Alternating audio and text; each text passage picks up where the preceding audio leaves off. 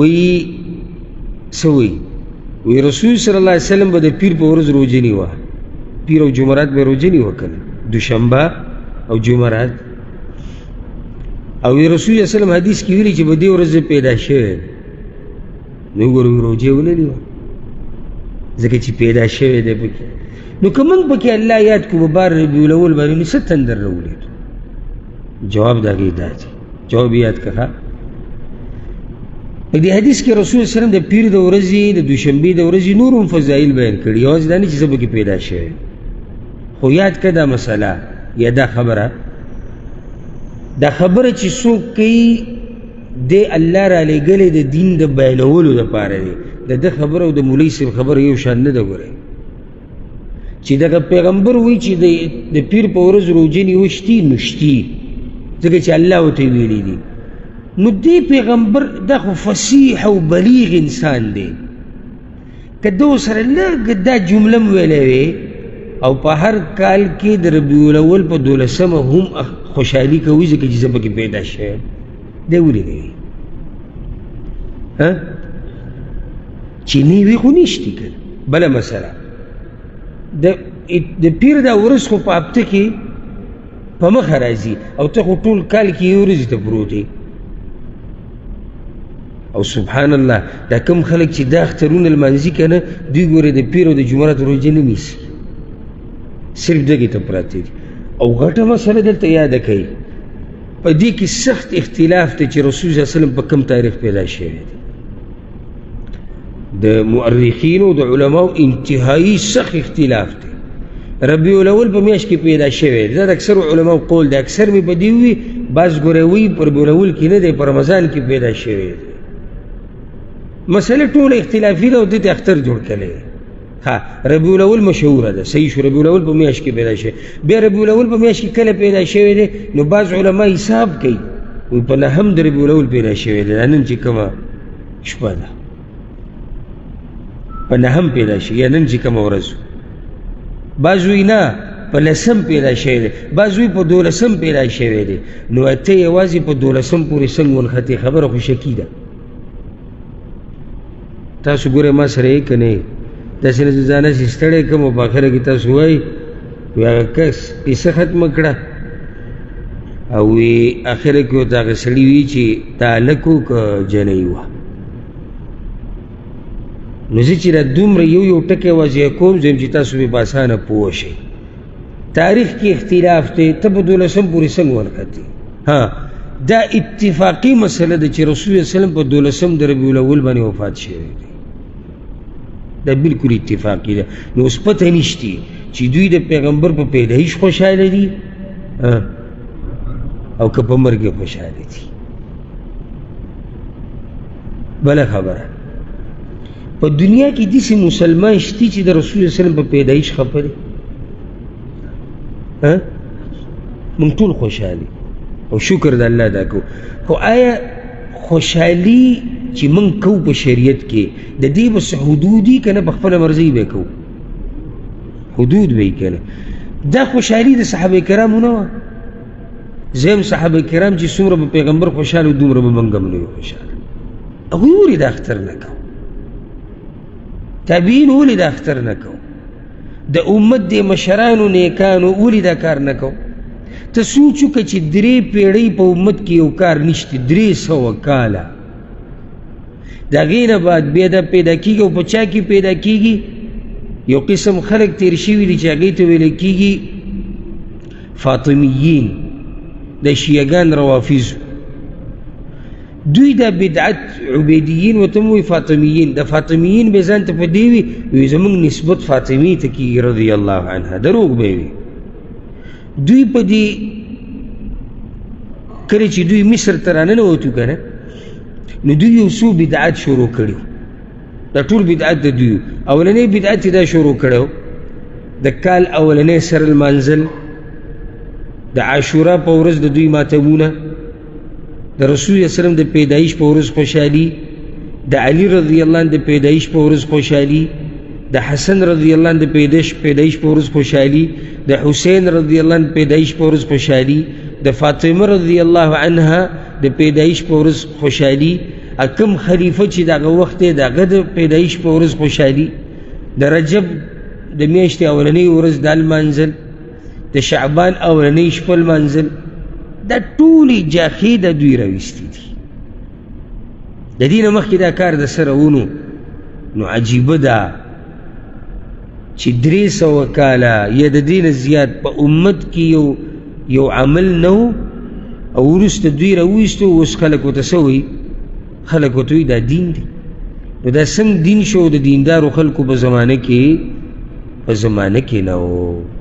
ښه، بله مسله دا یاده کړئ چې صحابه کرام په رسول صلی الله علیه وسلم باندې چې څومره مینو دومره په دې امت کې هېڅوک په هغوی نه دي مین.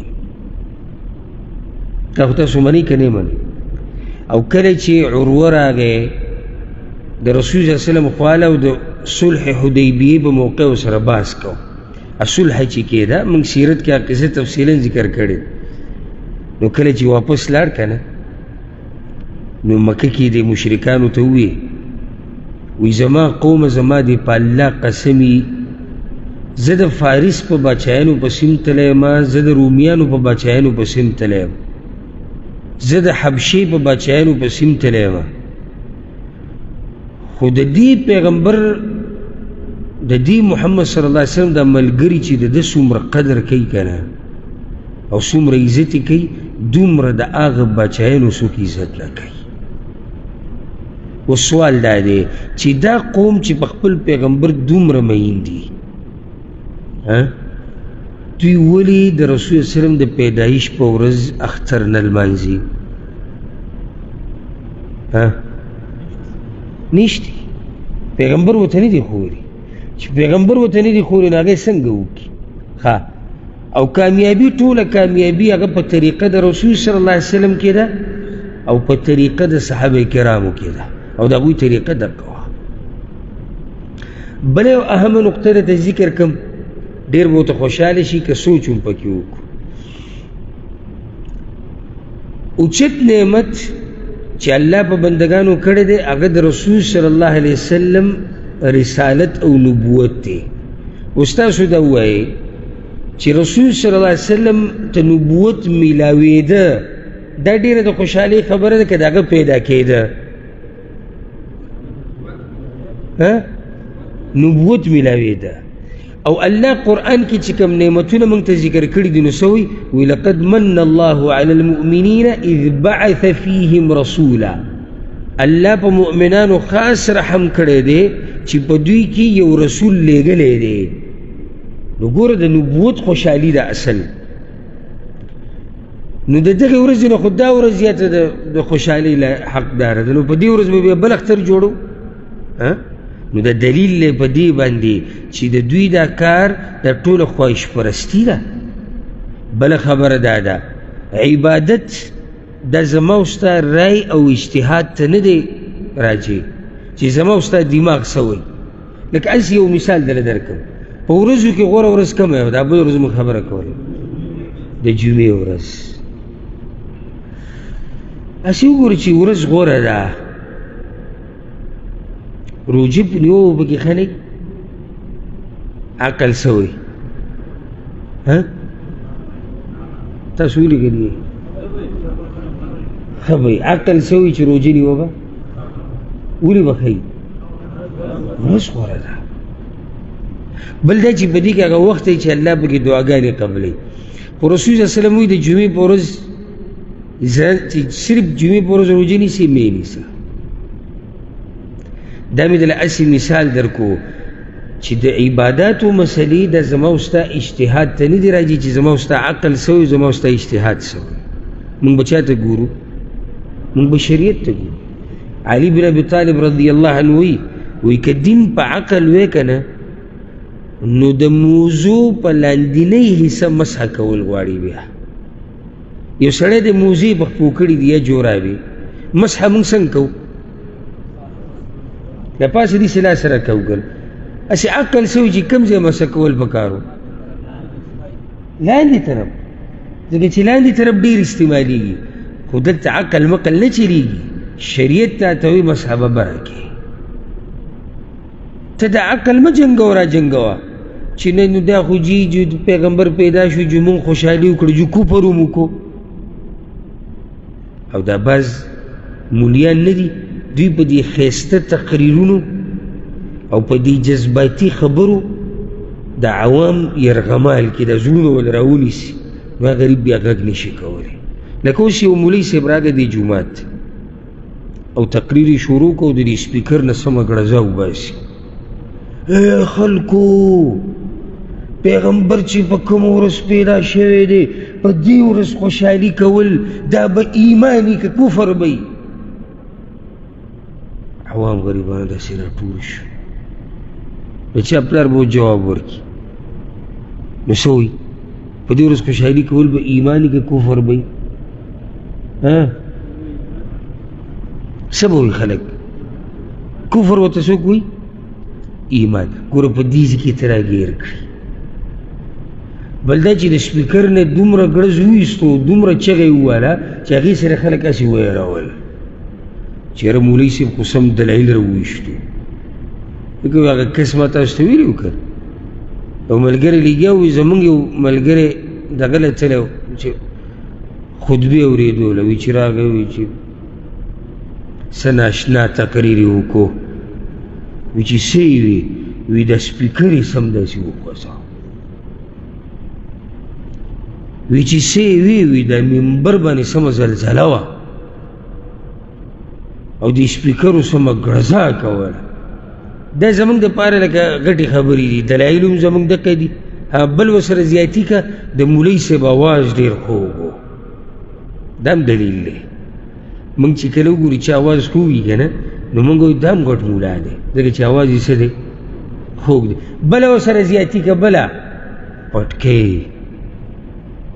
څومره غټ پټکۍ و، ورسره بله واله ګیرې څومره مزېداره وه، بله ورسره واله د نوم سره یې مولوي صاحب لیکلی و، بله ورسره واله سپینې جامې هغه کورته غونته کې نه هغه بعض هغه ډېرې اچي، سپینې جامې کورتې اغوستې وه. الله اکبر! دا کوم دلایل د بیان. ځکه پرون ما یو ویډیو وکته د یو کس، تور پټکې، ښه مزېداره ګیره او سپینه کورته. زمونږ خلک به درته څه وایي؟ تاسو ته مولوي صاحب نه دی؟ اخوا نور څه کتو ته ضرورت شته؟ دلیل میلاو شو که نه چې مولوي صاحب دی؟ څو دلایل دي موږ سره؟ دوه نه. پټکې، ګیره، سپینه کورته، بیان هم کوي څلورم بل والا، او هغه دا وایي او په تاسو دې بیا الله رحم وکړي دا فتوی په تاسو لګولې ده، زه خو ترې وتی یم، زه به کې خیم بچ یم. وایي چې د کوم سړي یوه ښځه دا د سره سړی نه دی،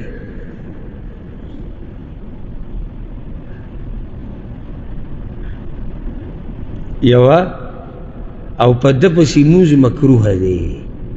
خطرناکه دا ده، د اولنۍ سره خو بیا هم لب جبو کو پوه به یې کړو چې مولوي صاحب دومره سخت الفاظ مه وایه، مونځ پسې نه کېږي، مکروه دی. داسې امام به نه ساتي چې د هغه تا اورېدلی؟ یوه ښځه او الله اکبر، یعنې داسې جرأتمن او وی الله ویلي دي چې دوی ښځې، درې ښځې، څلورې ښځې دا سړی دی، او چې نه سړی نو دی د یوه وکړي. لکه الله کوم څه کې ویلي دي. ظالمه دروغ جوړی نو په الله یې جوړی، په مولوي صاحب دروغ جوړ که، په بزرګ یې جوړ که، لکه څنګه چې ستاسو عادت دی. بزرګانو ویلي دي، قصه کړې ده، کتاب راغستی دی، داسې ووایه نو په الله دې دروغ ووایي. او په دې امت کې څومره قدرمن او اوچت او عزتمن او دینداره خلک تېر شوي دي، هغوی یوه ښځه، بلکې بعض پکې داسې تېر شوي د سره یې ښځه ونه. بعض علما په تاریخ کې تېر شوي دي، هغوی واده د سره نه دی کړی. اوس جهالت زمونږ دا وګوره چې لاندې خلک دته لیکي، لاندې اوس خلک دته څه لیکي؟ چیرې د مولوي صاحب دې مسلې خو موږ حیران کړو او مولوي صاحب دا مسلې د کوم ځای نه راوویسته او د دې قسمه خلکو د دېسې مولیانو د لاسه موږ په دین کې شکیان شو. یو هم دا نه وایي چې د الله بندګانو تاسو ته چا ویلي چې دا مولا دی؟ چا ویلي؟ وی نه پټکې. نو پټکې خو د پښتنو ثقافت هم دی، سپینې جامې. نو دا خو د مسلمان طریقه دا ده چې اکثر سپینې جامې خوښوي، بلکې بعض بېدینه خلک هسې د سپین رنګ یې خوښوي. ګیره، نو ګیره خو یو مسلمان پرېږدي، عوامو ګیرې نه دي پرېښودي، پرېښودي. او وی موبایل ته چې ناست دی، نو ولې موبایل ته ډمان نه ناست؟ بېدینه خلک ورته نه ناست، خبرې پکې نه کوي. نو ځکه لږ هوښیار شئ، عقل سټارټ کوي، کولاوي کوي. کوم عقل چې الله موږ له راکړی دی که نه، دا د څه دپاره یې راکړی دی؟ بند ساتلو دپاره چې موږ ته کار وایي.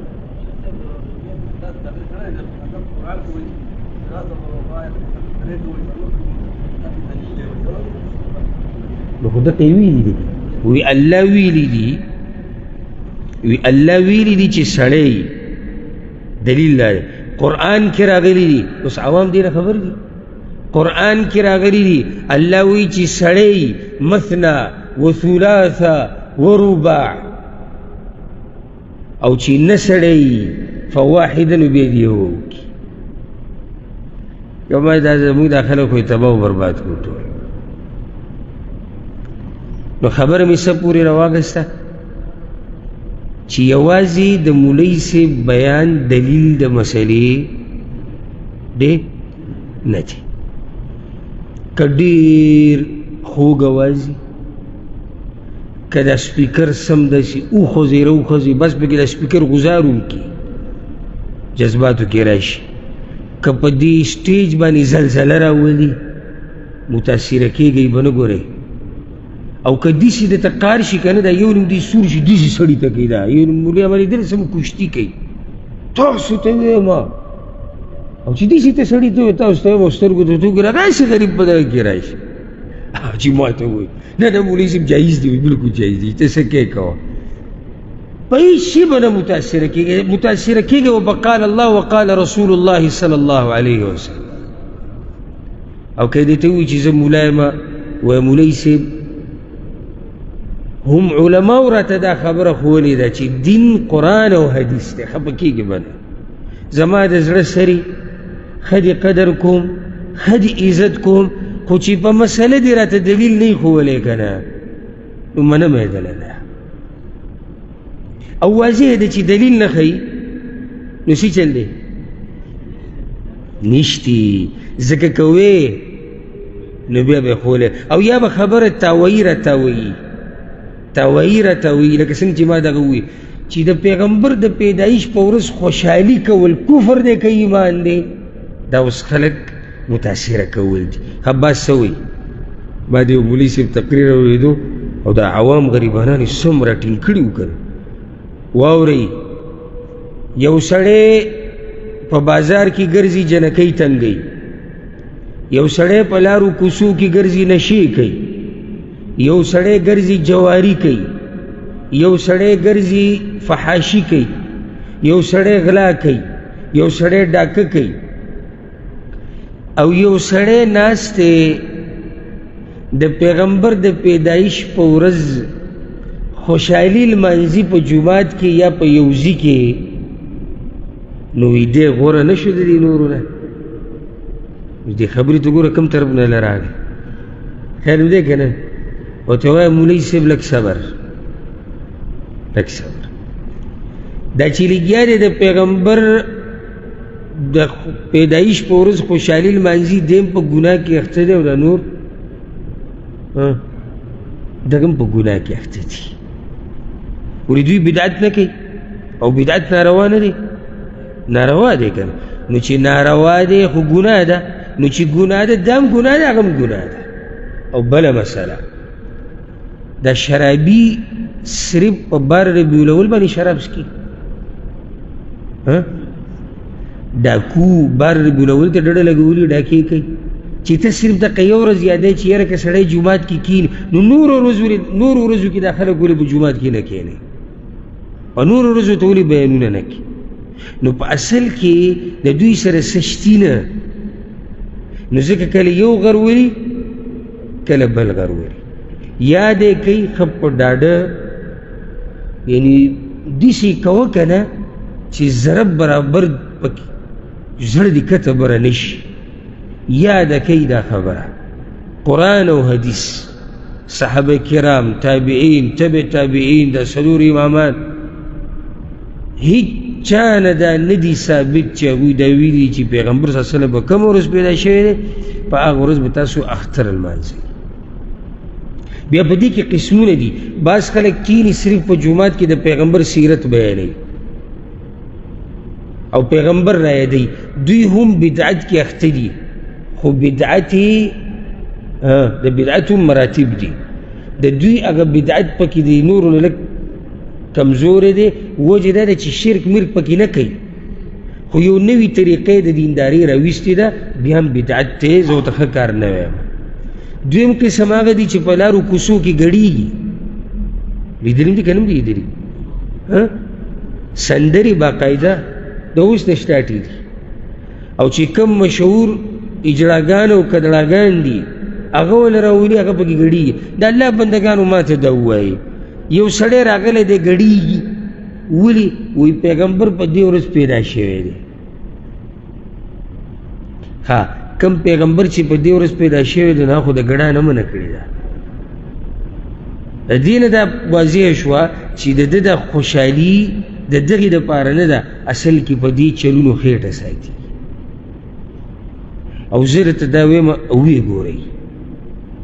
ویې ګورئ دا کم خلک چې دا ګډاګانې مډاګانې په دغه ورځ کوي که او دا چرس او بنګ او اختلاط هلکان او جنکۍ یو ځای د دوی دې مخونو ته وګوره او د دوی دې کار ته وګوره ورب الکعبه که زړه دې بیدار او که نه ته به ډایرک پوه شي چې دوی په یو ناروا کار کې اخته دي د پیغمبر د پیدایش خوشحالي لمانځم او هلکان او جنکۍ یو ځای ناست دي د بنګو سبیل پکې ما یو ورځ لیدلی سبیل د څه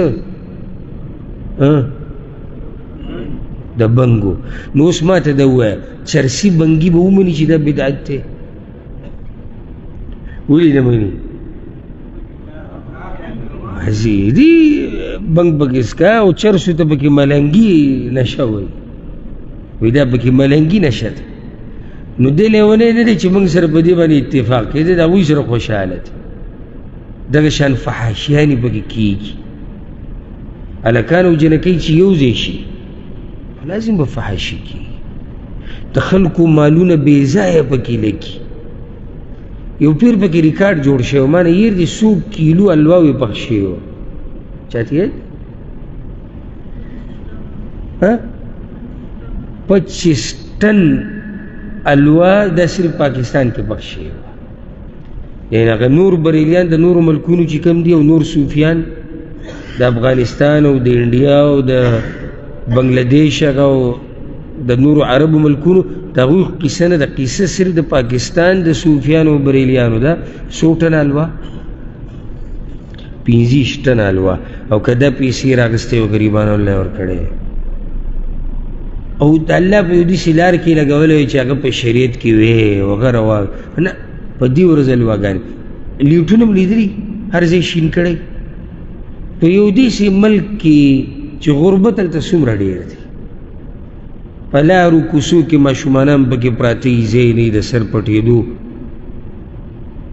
زنانه غریبانانې کورونه یې نه په فوټپاتونو اوسېږي په یو داسې ملک کې سړی رالګي علاقه یې ټوله تکه شنه کړې ده څه کې د پیغمبر صلی الله علیه وسلم د پیدایش ورځ ده ته چې کوم پیغمبر یادې که نه هم هغه پیغمبر دا ویلي دي وایي که زه د یو مسلمان سره روان شم د هغه په حاجت کې او د هغه په مرسته کولو کې دا ما ته د مسجد نبوي کې د یوې میاشتې د اعتکاف نه غوره دی اعتکاف په کوم ځای کې مسجد نبوي کې او څومره یوه میاشت وایي د دې نه زما دا خوښه ده چې زه د یو مسلمان سره روان شم او د هغه یو حاجت پوره کړم او تا دنیا ټوله تکه شنه کړې ده دا بیلونه به ورکې، دا الواګانې به خورې، دا پروګرامونه، دا درس دا نعتونه، دا ټوله شپه چې خلک ویښي، که دا خرچې دا پیسې موږ روانو په غریبانانو یې ولګو نو کار به ونه شي، نو کار به وشي خو د دوی به بازار څه شي، به بند شي. نور څه شتي نه. د صوفیانو او بریلیانو سره صرف څه دي؟ بار ربیع الاول. شیعګانو سره څه دی؟ محرم. او زمونږ سره څه دي؟ زمونږ سره خو ټول دین دی الحمدلله. زمونږ هره ورځ د خوشحالۍ ده. زما دې په الله قسم یې روزانه چې زه درس ته کښېنم او د پیغمبر دا خبرې بیانوم که نه او یا کور کې تیاروم درس، زما د زړه د خوشحالي نه ټوپونه وایي چې الله موږ له دا پیغمبر را کړی، دا دین یې را کړی. اوس په ټول کال کې زه یو ورځ ته پرېوځم خوشحالي به کوم. موږ هره ورځ خوشحاله یو، موږ په هر مانځه کې خوشحاله یو، موږ په هر لمحه کې د الله شکر ادا کوو چې یا الله ستا شکر دی چې موږ له دې دا پیغمبر را کړی، دا دین دې را کړی دی. خو کال کې یو ورځ ته نه یو پراته.